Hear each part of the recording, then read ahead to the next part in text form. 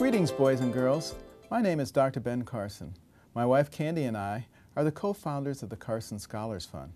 For more than 30 years, I was a pediatric neurosurgeon at Johns Hopkins Hospital in Baltimore, Maryland. A neurosurgeon is someone who operates on the brain and the spinal cord and the peripheral nerves. A pediatric neurosurgeon does that in children. And we take care of problems that people are born with, tumors that develop, trauma that happens. There are a whole variety of things, and it's so gratifying to be able to give people a quality life again. Today is one of my favorite days of the year. Today is Ben Carson Reading Day.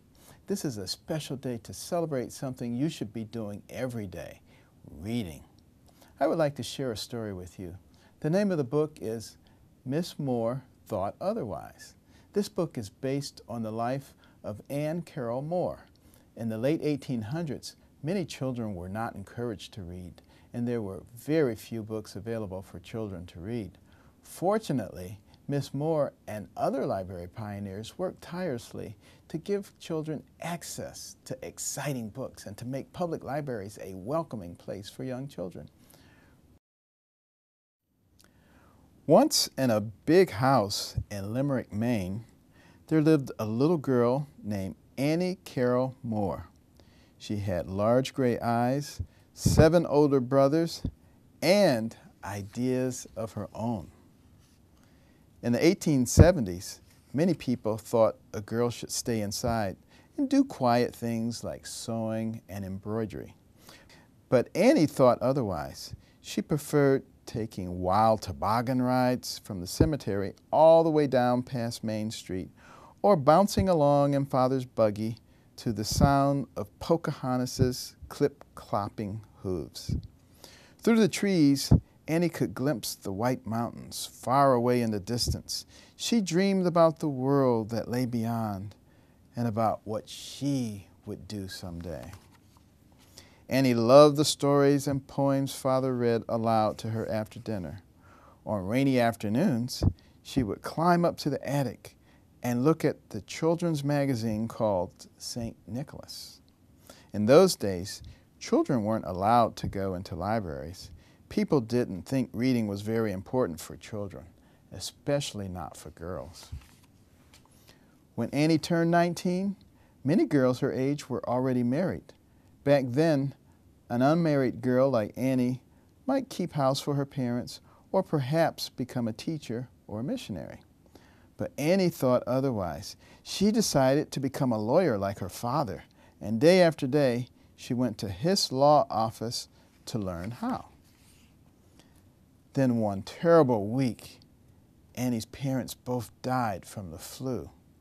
When Annie's brother's wife died too, Annie stayed home to take care of her 2 little nieces.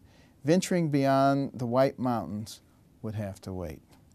After several years, her brother married again, and Annie heard exciting news. Libraries were hiring women as librarians. Annie packed her bags and traveled to Brooklyn, New York, to enroll in the Pratt Institute Library School. New York was a big city. Some people thought that it was a dangerous place for a young woman to live on her own. But Annie thought otherwise. She loved walking along its busy cobblestone streets, going to the circus and the opera, and riding in a horse-drawn car across the Great Brooklyn Bridge. Annie studied hard. She graduated from library school and got her first job as a librarian at the Pratt Free Library. Some libraries were beginning to let children come inside, but Annie's library had something brand new, a library room planned just for children. Children could come in and take books off the shelves, and in the evenings, Annie read aloud to them, just as her father had read to her. Word spread about Annie's library until one day a man named Dr. Bostwick asked her to be in charge of all the children's sections in the 36 branches of the New York Public Library. Miss Moore dressed in her finest hat and suit and visited each library from Harlem to Chatham Square. She saw that many librarians did not let children touch the books for fear that they would smudge their pages or break their spines. They thought if children were allowed to take books home, they would surely forget to bring them back. But Miss Moore thought otherwise. She trusted children, so she created a big black book with this pledge inside. When I write my name in this book, I promise to take good care of the book I use at home and in the library, and to obey the rules of the library. Miss Moore persuaded the librarians to use this pledge so all children in New York could check out books and take them home. Miss Moore pushed for other changes too. She urged the librarians to take down the silence signs and spend time talking with children and telling them stories. She pulled dull books off the shelves and replaced them with exciting ones, like The Adventures of Tom Sawyer and The Swiss Family Robinson.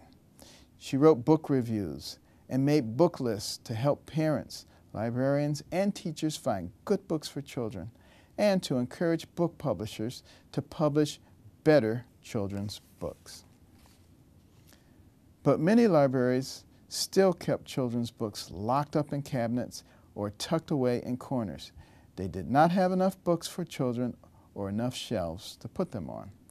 So when it was announced that a grand new library would be built on 5th Avenue and 42nd Street, Miss Moore was determined to make its new central children's room the best it could be for all the children of New York.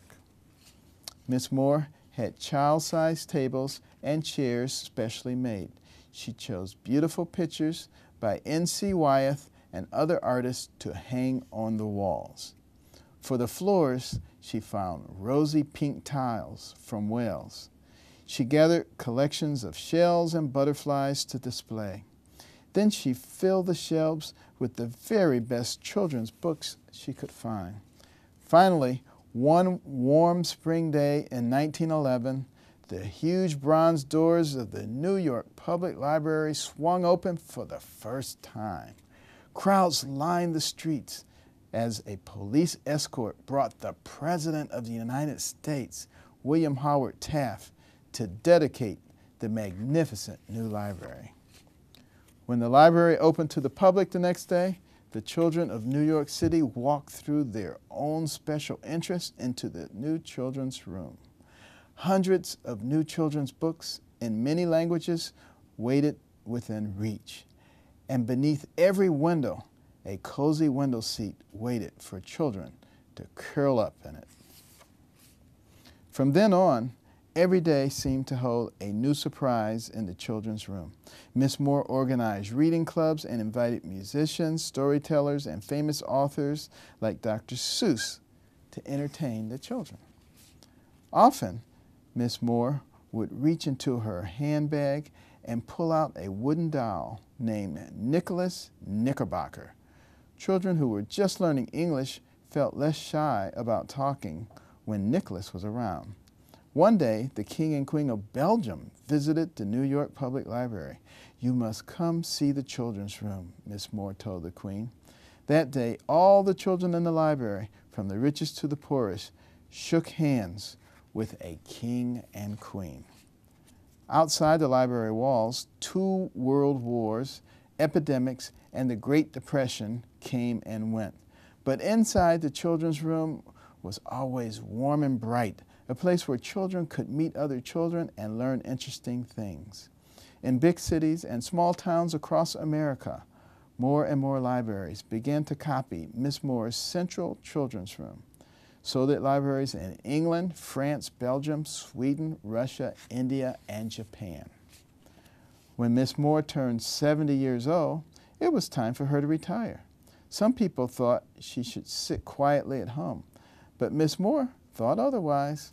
Her friends at the library gave her a set of luggage with a small green suitcase for Nicholas, and she traveled across the country teaching more people how to make good libraries for children.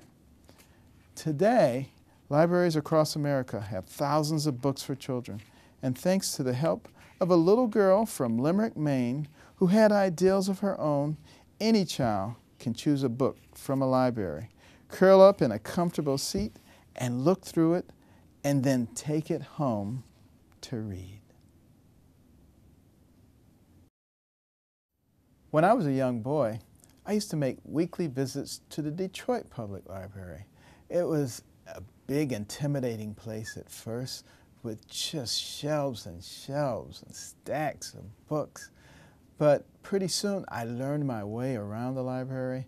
I learned to find the kind of books that I enjoyed. I particularly enjoyed animal books. In fact, I read every animal book in the Detroit Public Libraries. And then I went on to plants, and then I went on to rocks. And I just began to learn so much. It completely changed the kind of person that I was. I used to be the dummy in my class. I went to the top of my class, and it was because of reading.